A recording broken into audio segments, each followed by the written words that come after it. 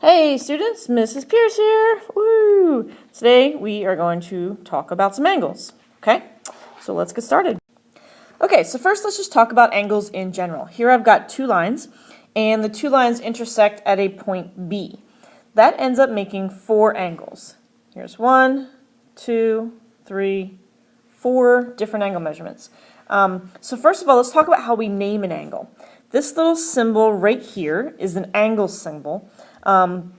Sometimes we see that and we think less than, which is true. However, now that we're going to talk about geometry and we're talking about angles, that's going to stand for an angle. So every time you see that symbol, it doesn't mean less than, it means that we're talking about an angle. And second, whenever we talk about angles, we want to use capital letters and the vertex of the angle. So the part that is in the middle of your angle is always in the middle when we name our angle.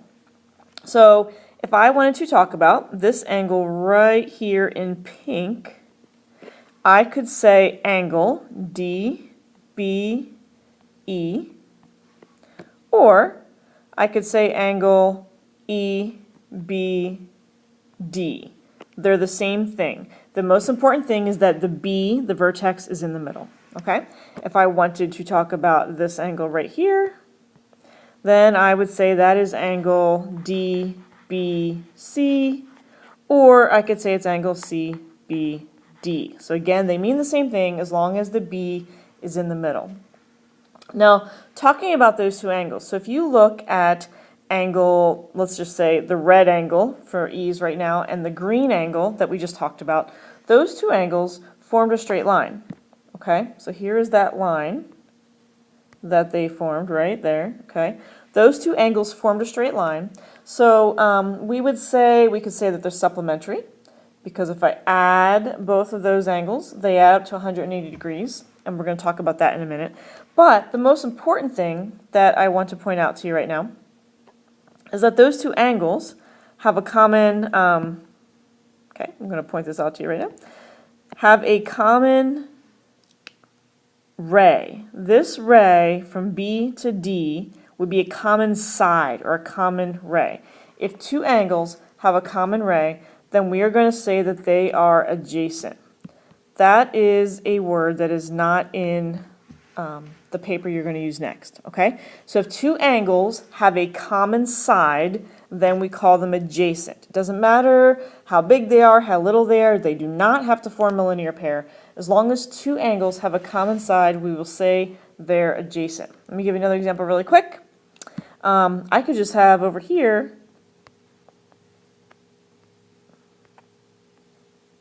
okay, so over here, let's say we have angle X, Y, Z, and angle Z, Y, P. Those two angles would be adjacent. So this angle right here is adjacent to this angle right here because they have that common side or that common ray going down the middle right there. So that is the word adjacent. Whenever you hear adjacent angles, it doesn't mean anything specifically numerically unless they form a straight line. It just means that they share a common edge. Okay, let's get started with the yellow paper. So I want you to get the paper. Obviously, if you're not in my class, you don't have this paper, but you should have a paper, and I want you to turn to the side that looks the way it looks in this picture. Notice I have cut the ends. You don't have to cut that yet, but I want you to fold it so it looks like that. So you're going to fold it so that it says parallel and transversals, corresponding angles, alternate exterior and alternate interior. And then you can make that little slice right there, and you can make that little slice right there so we have two flaps. All right, so next I want you to turn it over, and on the back you see supplementary angles, vertical angles, complementary angles, and symbols. So let's fill that out first. I already alluded to supplementary angles means that they add up to 180 degrees.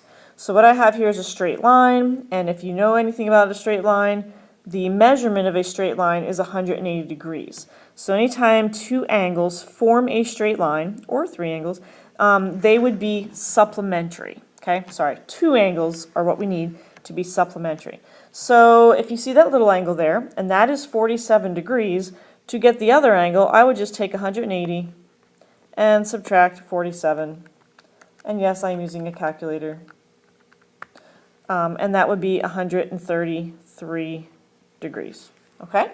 Complementary angles then, similar, except complementary, they add up to 90 degrees. And notice there is this box in between this one bigger angle. That tells me it's a right angle, which means the whole angle is 90 degrees. And so therefore the two smaller parts have to add up to 90, so they are complementary. Complementaries add up to 90, so to find the missing side, I could do 90 minus 22, and that's going to give me 68 degrees. Now, some people think, okay, how do I remember this? Well, there's two ways that I've heard of. First of all, C comes before S in the alphabet, and 90 comes before 180 numerically. So that is one way. Here's another way that's cute, and I can't take credit for this because I had a student teach me one time. If you look at the C in complementary, and I draw a line through it, that kind of reminds you of a number 9. So I think 90, and the O in complementary, 90 degrees. And then if you look at the S in supplementary, if I draw a line through the S, that can look like an 8. So that would remind me of 180 degrees. So just two ways to help you remember. Supplementary, they add up to 180. Complementary, they add up to 90.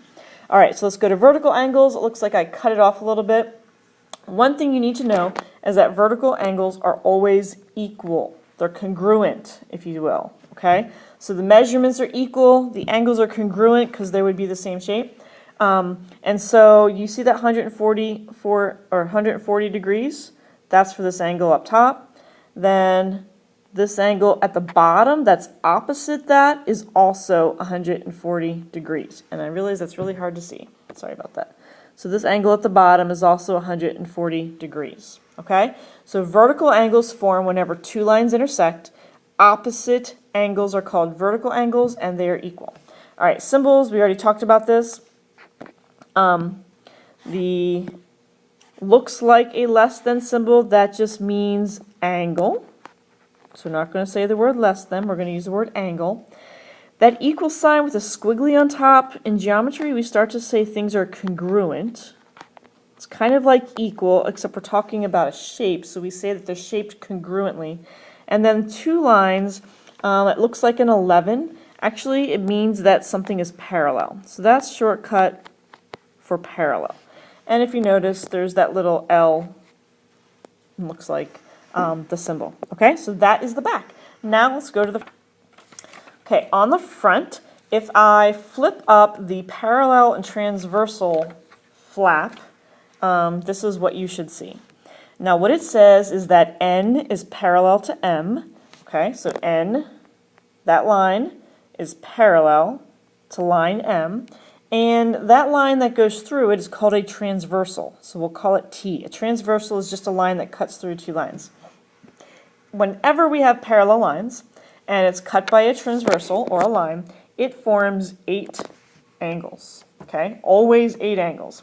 But the cool thing is, out of those 8 angles, since the lines were parallel to begin with, there's only 2 different angle measurements. So really, if you know what one angle measurement is, you could then figure out all the other 7 angle measurements, okay? So again, it forms 8 angles. However, out of those 8 angles, there's only 2 different measurements. Let's move on. All right, if you flip up the right flap, which said corresponding angles, let's talk about corresponding angles for a second. Corresponding angles, what we would say about them is that they are in the same position.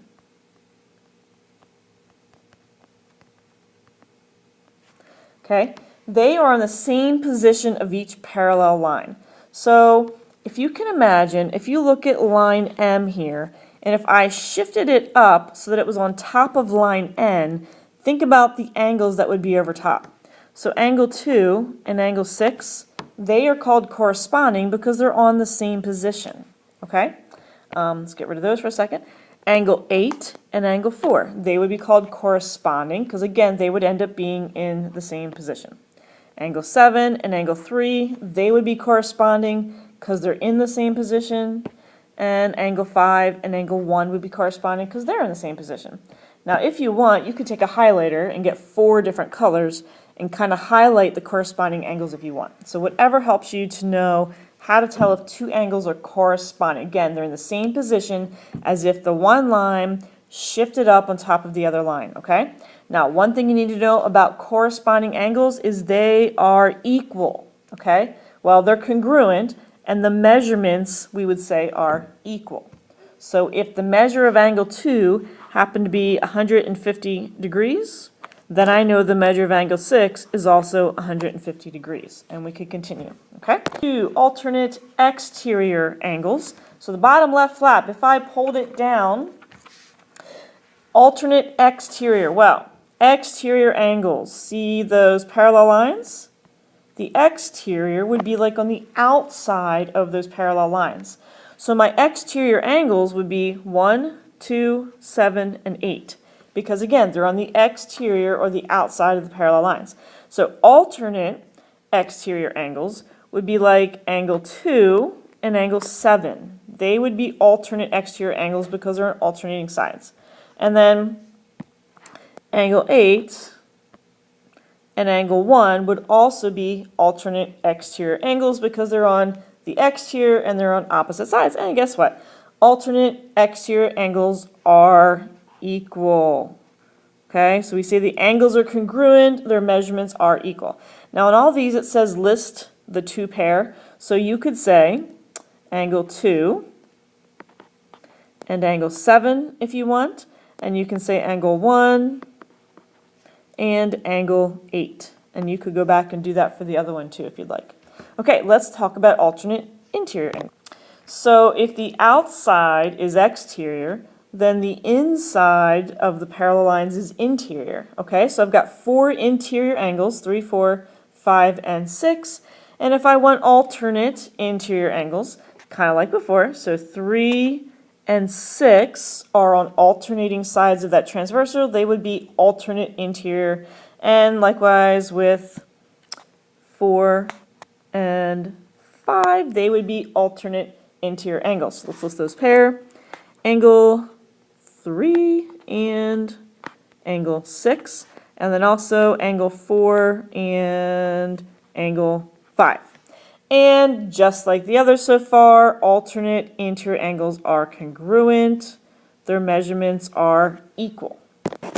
Okay, so let's, how can we use that? Here I've got line N and line M are parallel to each other.